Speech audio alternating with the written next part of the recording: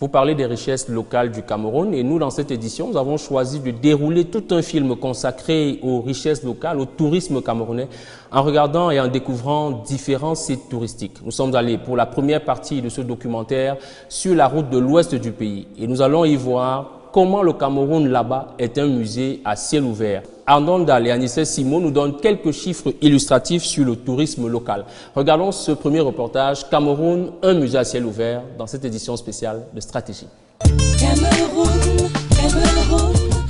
Il y a de cela quelques mois, dans un récent rapport, Jumia Travel, leader africain de la réservation d'hôtels en ligne, a dressé l'état des lieux du tourisme au Cameroun. Dans ce rapport, on y retrouve des chiffres importants sur ce secteur d'activité. Tenez par exemple, plus de 800 sites touristiques recensés, dont 2 inscrits au patrimoine mondial de l'UNESCO. On y apprend également que l'industrie touristique a représenté 3,1% du produit intérieur brut du pays en 2015, contre 5,3% en 2016. Pour en savoir plus sur ces chiffres et sur ce qu'ils représentent véritablement, nous avons effectué une petite balade touristique en compagnie de Simon Bellec à Douala Art, espace d'exposition de l'art contemporain à Bonanjo. Il était en charge des relations publiques chez Jumia Travel et a participé à la rédaction de ce rapport. C'est un fait, c'est-à-dire que l'existence de ces sites. Après, maintenant, pourquoi est-ce que le Cameroun n'est pas au même niveau de développement que les autres? Parce que, le Cameroun aujourd'hui ne bénéficie pas de l'ensemble des éléments qui participent à développer le secteur. Aujourd'hui, le trafic routier, c'est-à-dire le pourcentage de bitumage de route, on dit que c'est 10%. Donc l'accès aux sites sont quand même un peu diminués, est quand même un peu diminué. Donc il y a l'accès qui est compliqué. Le Cameroun a les sites, et dans les 808 sites, ils existent, mais est-ce qu'ils sont accessibles? Je reprends un site magnifique que j'adore, qui s'appelle la plage de Yoyo, qui est situé dans l'arrondissement de Mouanko.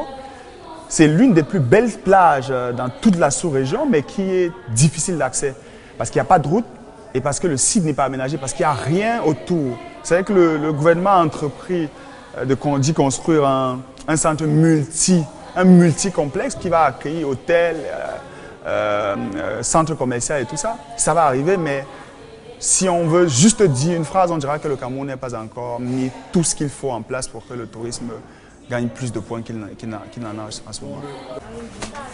Le Cameroun retrouve peu à peu un secteur d'activité prospère. À en croire le dit rapport, le pays a enregistré plus d'1 million de visiteurs en 2016, contre 500 000 seulement en 2013.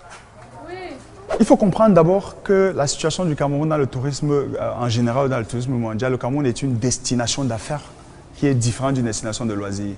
Parce qu'une destination d'affaires, c'est des gens qui se déplacent parce qu'ils viennent pour le travail. Et en 2016, le Cameroun a bénéficié de grands événements à caractère international. On peut citer la Coupe d'Afrique des Nations au féminin, qui a réuni d'abord toutes les équipes qui se sont qualifiées. Donc c'est tout un ensemble de personnes qui ont fait les déplacements. Vous avez eu le plus grand salon de l'entreprise qui a eu lieu à Yaoundé, le salon Promode, et vous avez eu d'autres événements à caractère, comme je le disais, internationaux. Alors le Cameroun a bénéficié, donc il était normal que plus que les années précédentes, le Cameroun ait eu plus de personnes qui se soient déplacées pour arriver au Cameroun. Entre 2011 et 2016, la progression est en moins de 10%. En 2011, il était à peine à 500 000 personnes qui ont fait le déplacement pour le Cameroun, pour des raisons variées, pour des raisons diverses. En 2016, on dit qu'il y a eu plus d'1 million de personnes qui ont fait le déplacement au Cameroun.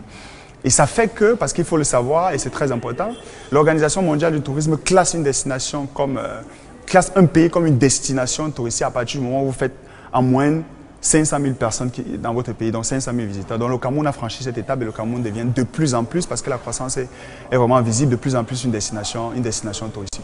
C'est un chiffre approximatif parce que le Cameroun, malheureusement, n'a pas encore mis sur pied toute une stratégie, tout un plan d'enregistrement de l'ensemble des personnes qui se meuvent à l'intérieur du pays. Donc aussi bien ceux qui arrivent ou alors ceux qui se déplacent à l'intérieur du pays. Donc il est impossible ou encore difficile de pouvoir avoir des chiffres exacts.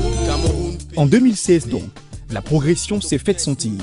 Le Cameroun a terminé l'année avec 560 milliards de francs CFA de recettes touristiques contre 532 milliards de francs CFA en 2015. Il faut comprendre d'abord que le Cameroun a bénéficié, comme je l'ai dit au préalable, de la présence de grands événements en 2016. Ces événements nous ont permis d'avoir un chiffre qui peut paraître pour certains exorbitant, mais c'est l'argent généré par l'ensemble du secteur touristique. Donc on va prendre en compte les hôtels qui sont pour le moment un potentiel de plus de 700 hôtels représentés dans la plateforme Jumia Travel.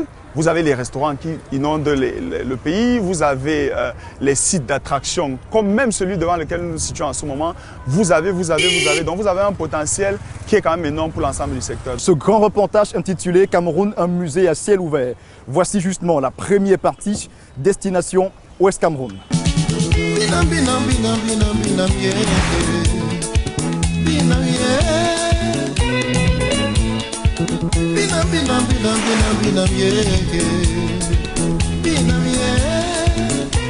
À notre arrivée ce matin du mois de juin à Bafoussam, capitale régionale de l'Ouest, située à un peu plus de 260 km de Douala, nous prenons la route pour le département d'Undé, plus précisément à Bangoulap, situé à 45 minutes de route. Ici, nous allons à la découverte d'un site qui caracole à 1200 mètres d'altitude sur la colline Tago Bangoulap. Nous y sommes. Voici la fondation Jean-Félicien Gacha. Ce jour-là, le paysage à l'horizon assez dégagé nous souhaite la bienvenue.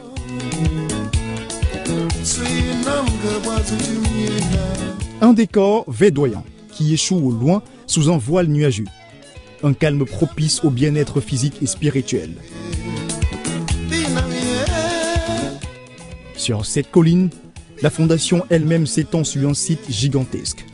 5 domaines de prédilection: instruction et formation, culture et artisanat, santé et social, environnement et agriculture, et bien sûr le tourisme.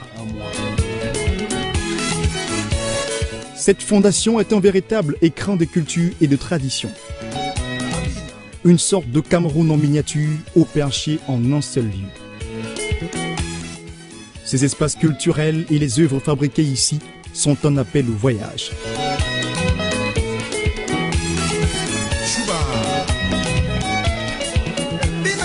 L'un de ses charmes dans ce paysage bucolique, ce sont ces cases aux allus de but.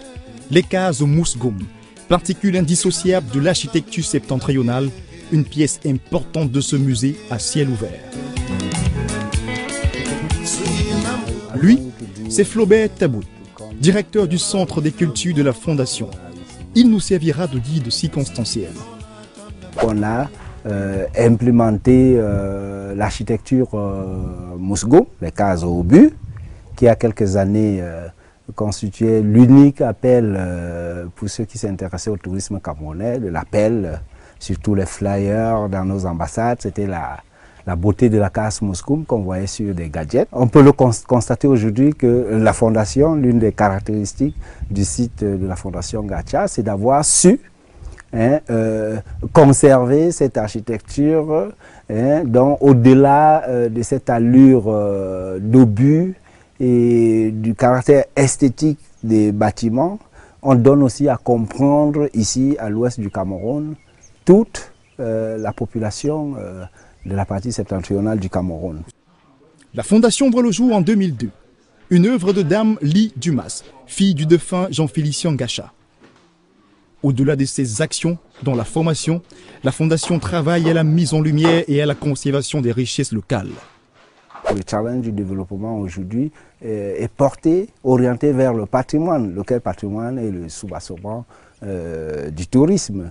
Et à côté de cela, il y a cette volonté d'associer l'écologie. C'est la démarche aujourd'hui. Qui pense au développement pense aussi à la vie de notre planète. Donc c'est un peu la somme de tout cela que vous voyez. Donc amener les jeunes à comprendre ce que ceux qui sont passés avant nous, je dirais nos ancêtres, ont pu faire dans les divers espaces qui constituent notre pays. Il n'y avait pas meilleur élément que l'architecture. L'architecture étant l'outil par lequel très facilement on comprend plusieurs pans de la vie des peuples. Maintenant, il y a cet art séculaire à préserver il y a aussi cette volonté de s'incarner dans un monde de plus en plus mondial. Si vous voulez, la mondialisation, ça vient dans toutes les lèvres.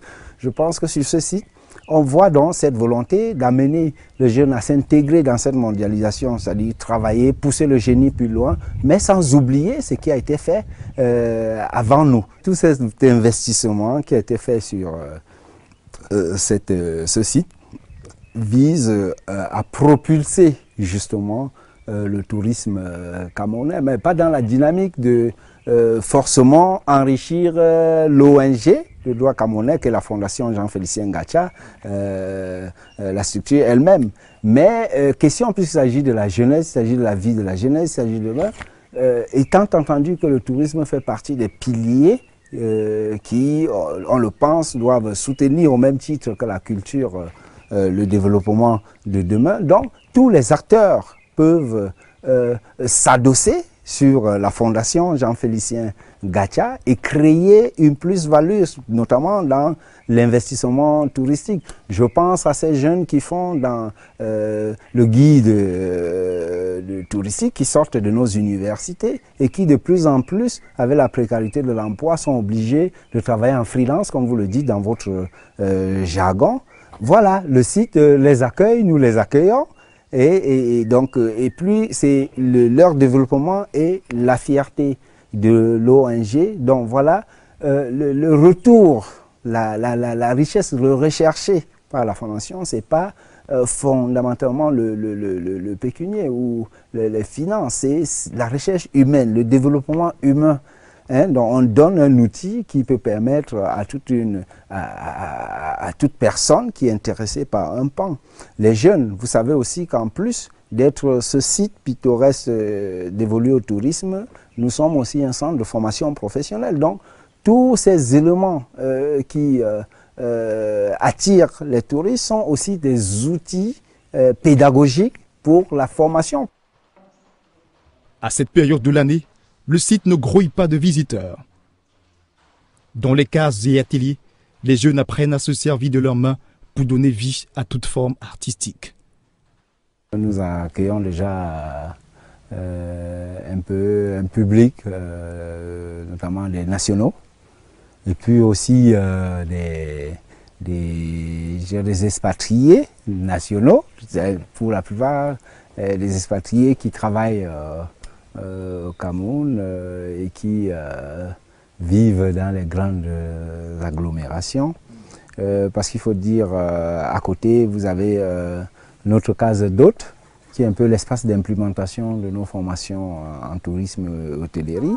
Et du moment où nous le faisons sur la tutelle du ministère de l'Emploi et de la Formation professionnelle, vous comprenez aussi, nous ne prenons pas toujours, nous rivalisons pas avec les grandes écoles de formation. On prend les enfants souvent qui partent souvent à niveau, je pourrais dire zéro ou rien du tout. Et donc cette case de passage, vu sa notoriété, la qualité du travail que nous y implémentons, faire en sorte que de plus en plus certains de nos visiteurs préfèrent souvent faire quelques nuitées là-bas. Et en ce sens, ils jumellent à leur passage la visite du site. Il faut dire aussi que nous travaillons beaucoup avec les publics scolaires. Voilà, les publics scolaires et universitaires, à travers nos activités culturelles. Souvent, ces activités sont orientées vers ces publics-là pour rester dans l'objectif des missions qui sont celles de la Fondation Jean-Félicien Ngacha. Je prends par exemple les étudiants de Fumban, l'Université de Montagne, l'Université de Tchang. La dernière activité qu'on a fait avec eux, par exemple, à l'occasion de la Journée internationale des musées. Donc, à l'occasion des journées dédiées comme ça, généralement, on travaille avec ces publics. Et puis, avec le partenaire culturel qu'est l'IFC, de Yaoundé, l'Institut français du Cameroun, on fait des résidences d'écriture pour les artistes écrivains. Et à l'occasion, pendant leur séjour ici, nous travaillons en synergie avec les établissements scolaires, secondaires, primaires, où nous mettons des programmes qui permettent à ces écrivains de passage chez nous à travailler avec ces jeunes-là. Non loin d'ici, plus au sommet de la colline, nous allons découvrir la maison d'hôte de la Fondation. La Villa Boutanga, l'endroit a de quoi faire rêver. Un véritable havre de paix. Nous y faisons la connaissance de Delmas, maîtresse des lieux. Elle nous conduit dans le bâtiment niché sur les flancs de la colline.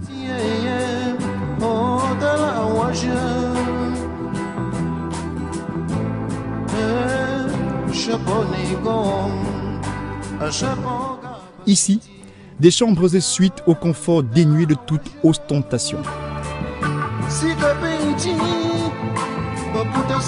Juste le temps de contempler quelques minutes et nous devons déjà repartir.